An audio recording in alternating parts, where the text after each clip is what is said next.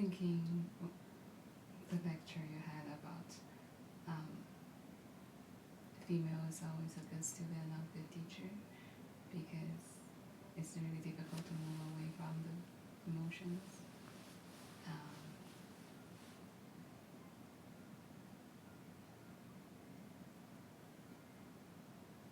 How to move from emotion to thinking.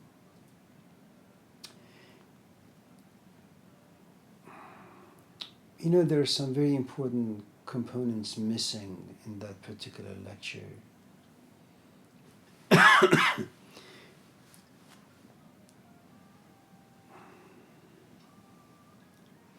You know, women have a gift. It's a gift that men don't have and will never have.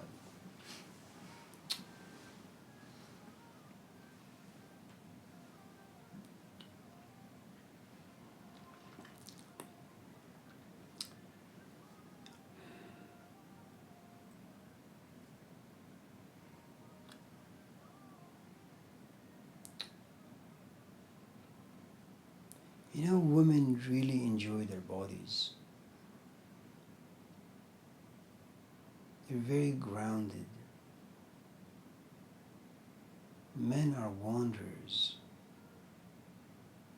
Men, for the most part, it takes them a long, long time to figure things out. The second aspect is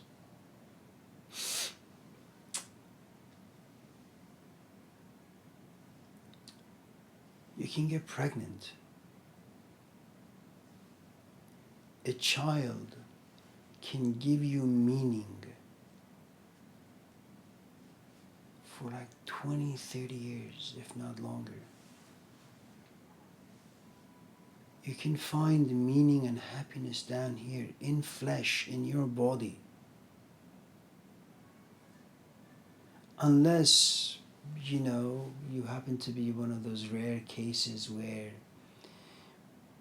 you have the body of a woman, but the emotions, your emotions are masculine, that you too are a wanderer, you have some sort of a homesickness, that nothing down here can satisfy you. There was a woman in India, her name was Ma, not this Ma who just hugs people.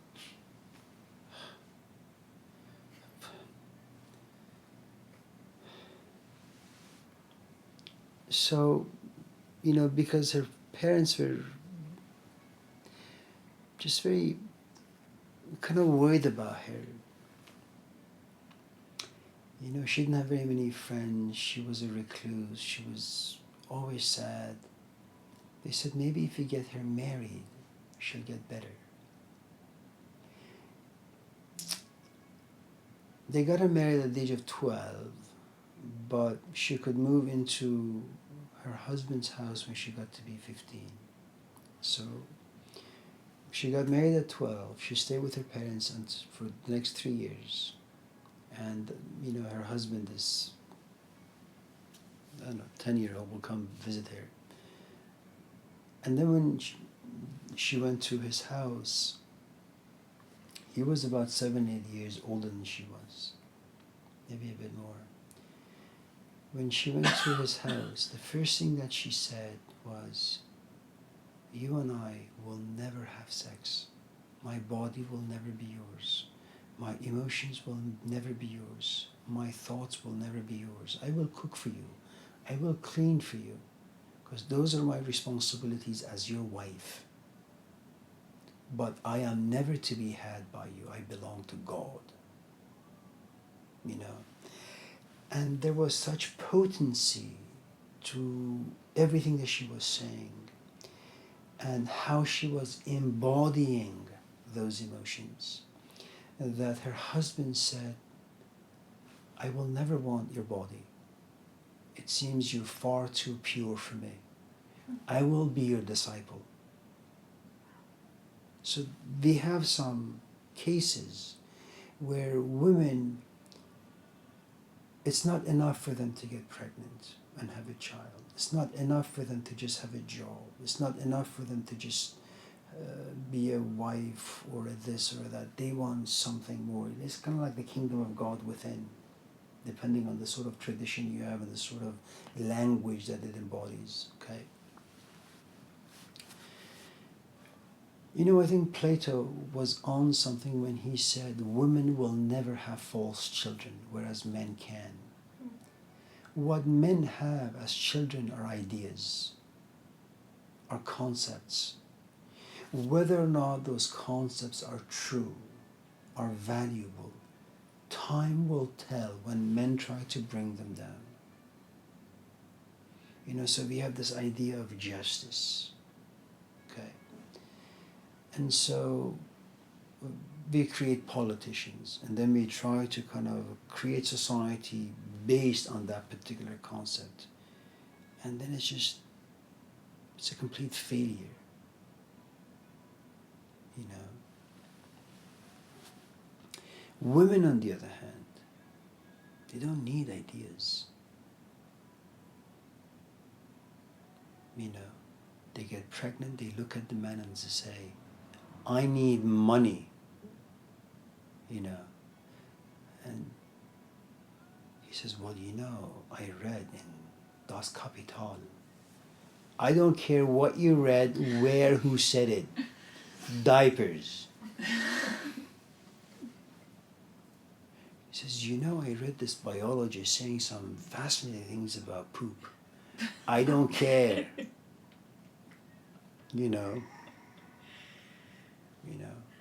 And then you say, I need to move into like a 2-bedroom. Did you know that we used to live in caves and people had 5 kids in caves? Yeah. That was 30,000 years ago, called the Paleolithic tradition. I'm a modern woman living in Oakland.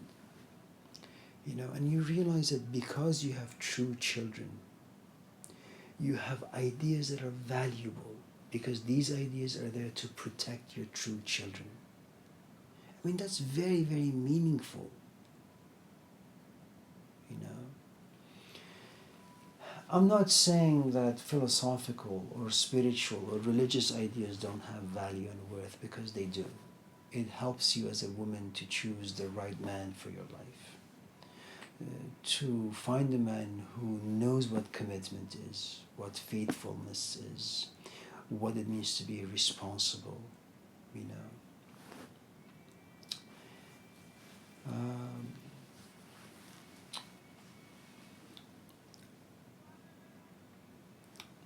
I think the other difficulty that exists is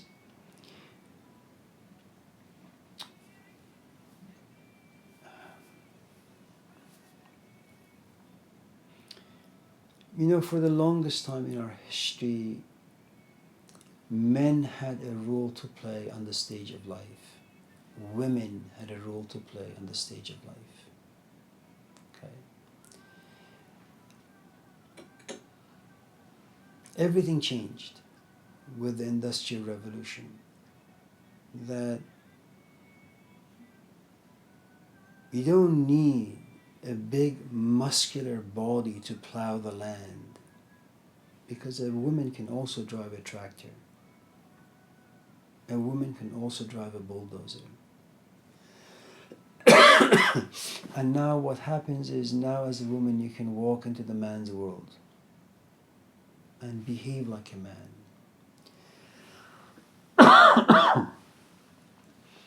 And what you have are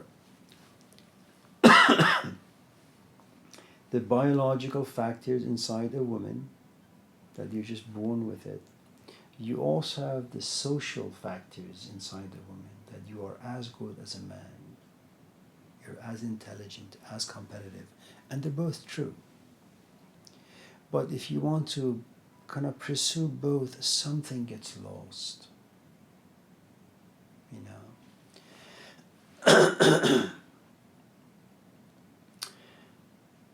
You know, and in some ways, I had a student, you may remember him from Sierra. he was friends with William, in fact, Cody or Kobe. He got married to Cody, yeah. Jennifer, and then they divorced a few. Yeah. You know, he wrote a set of poems, maybe 20, 30 of them. And then before I left Syria, he gave them to me as a gift. And one of them, he said, God is a weird dude, you know. Men's sexual peak is 18. A woman's sexual peak is about like 30, 32. Women peak in sexuality at a point where a man's peak has diminished. It doesn't make any sense. The man says, I don't want to have sex anymore. The woman says, I want it every night. And the man says, oh God. Okay? And at a sexual peak for a man at the age of 18, okay, the woman says, can we just have it like once a month? And the man says, no, I want it every night. And so that's the situation that you see. So what you have is women, because they feel these ideas so intensely, it takes a man a long, long time. Because these ideas are, for some strange reason, women find so intimate with. What happens is, it goes against their biological and instinctual factors, you know. You begin to say to yourself, should I really want to have children? Am I going to be a good mother? Are there any men out there worth being with? Are there any men out there worth being a father to my child? Before women just get married. Now a woman has to think about 1,001 different things, you know. And there's just too many conflicts, you know. And I'm not quite sure why there is this, as Cody would say, why there is this complexity. You know, a man should feel intensely and then should pursue. But men are supposedly too dense, it seems. A woman feels and wants to pursue, but comes to face all these needs that are in a woman, biologically speaking. You know, and if there's a God, I suppose one could ask, why would God make women in such a way where they become so intoxicated with these perennial questions that are intoxicating, that run in opposition to some very basic biological needs that every woman, or almost every woman, have, and it makes no sense, you know.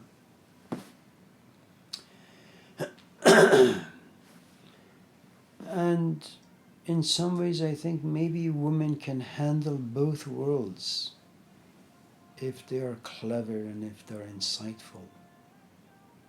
You know, a woman can have a family, you know, suffer the child rearing stages, at the same time find themselves intoxicated and ultimately pursuing these ideas as well. I mean, Irina Tweedy's student, Annette, is it? Some German woman. Okay, she's married. She's got 3 kids.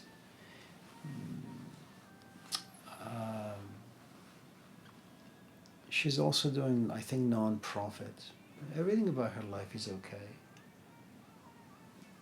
I mean, sure, after, you know, she kind of walks away from the marriage and the 3 kids, she romanticizes narratives about herself. Yeah, you know, as far back as I can remember when I was 2, I had this like feeling about God, you know. I understand what happens to all of us. You know, you're a nobody, you become a somebody, and then someone says, so how did you get to this place? Well, you know, I've always been a little spiritual from the moment I was born, you know. But the point I'm trying to make, so you have this woman with a good paying job, with a great husband, great kids, runs into a weirdo whose name is Irina Tweedy, okay? She divorces the first husband, kills the second one. Okay, doesn't know what to do with her life, goes to India, falls in love with a guy who's married, does everything that he says. It's a great book. It's a great journey she goes through. And then she goes out there and gives talks. And tragically enough, who falls in love with Irina? Annette. Well, her husband is not dead. Okay. She has children. And the ideas have the power to turn her life upside down and force her to go the opposite direction of her life. She walks away from her marriage, and she walks away from the 3 kids for a while. She quits her job, and she follows the path of Irina. And now, of course, she calls herself a Sufi, whatever that may mean.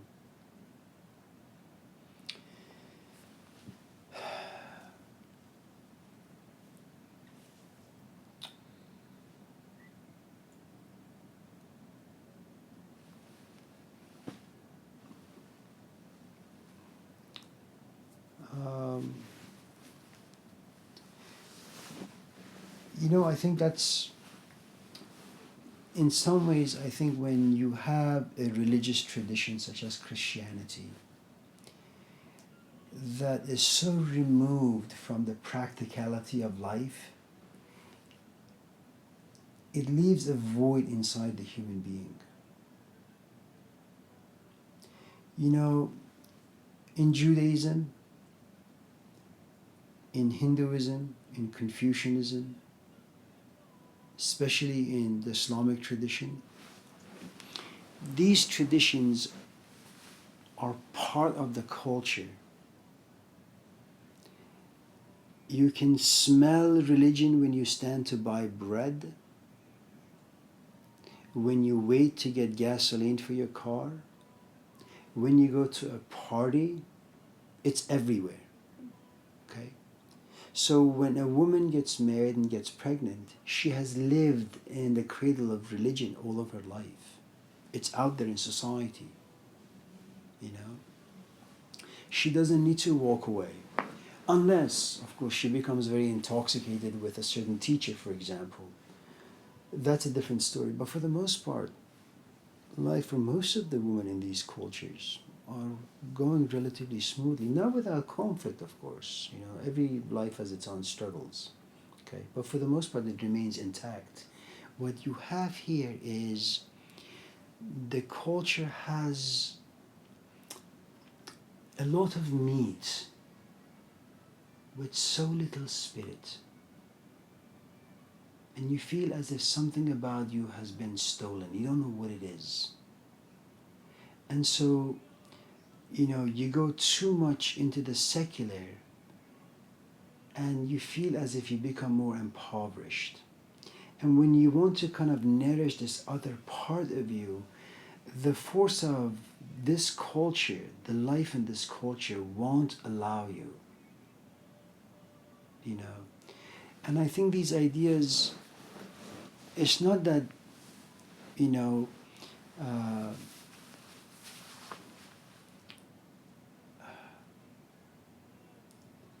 it may have a lot to do with the culture and what it does to people, period.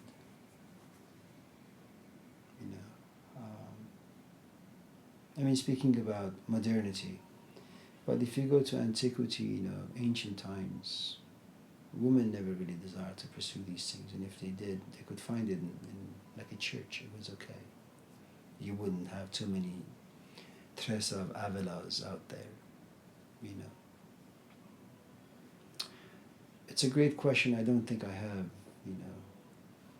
a good answer for the question.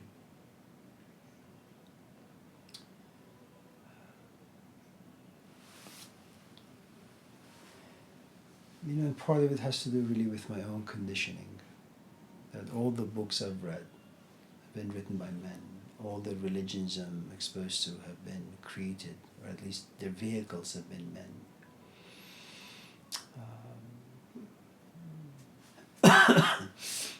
I've only kind of been exposed to a few women who were touched,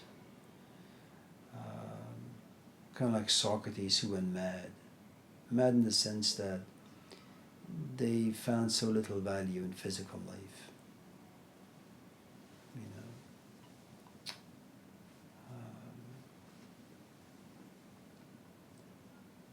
And if I was to kind of just add another thing, and it's more about perhaps me than anything else.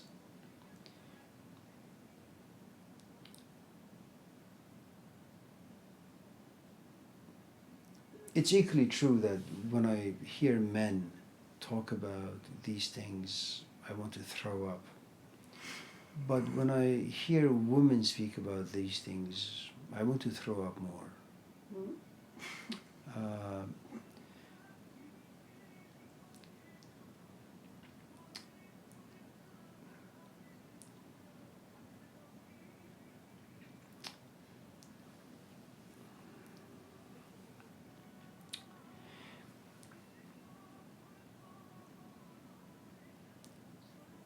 you know, when you read Daughter of Fire,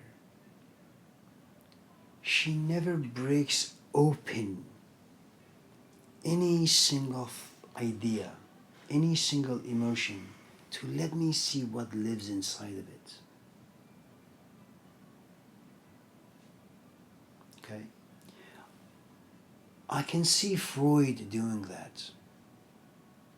I can see someone like Jordan Peterson doing that. I can see someone like Plato doing that.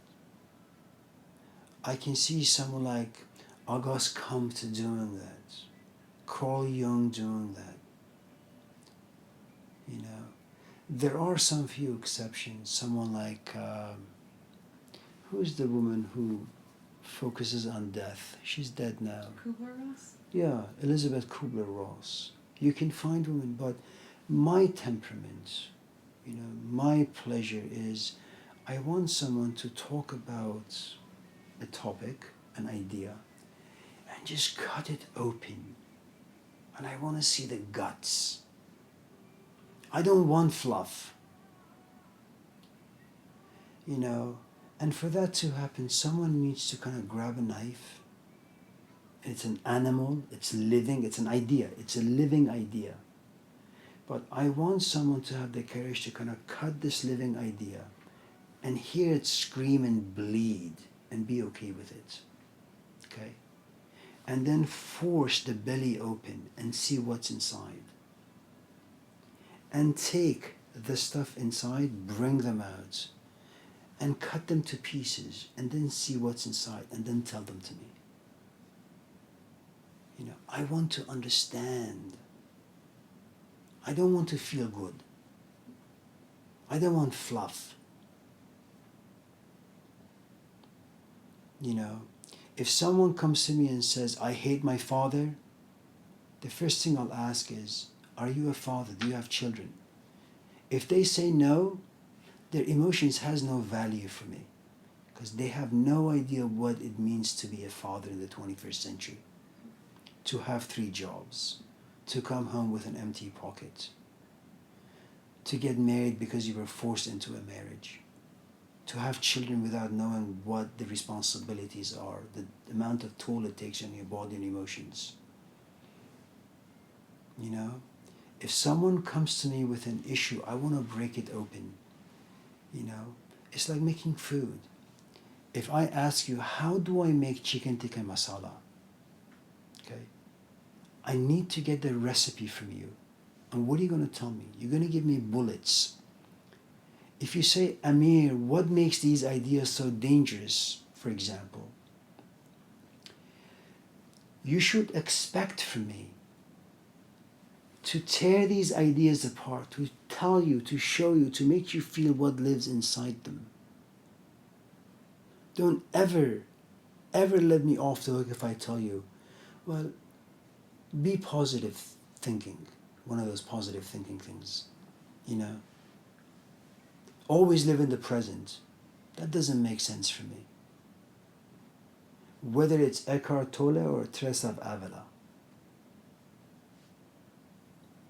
You know, because I think if someone is honest enough and sincere enough and open enough and courageous enough to come to you with a question that's heartfelt, you know, you owe it to them to kind of tell them what lives inside this question.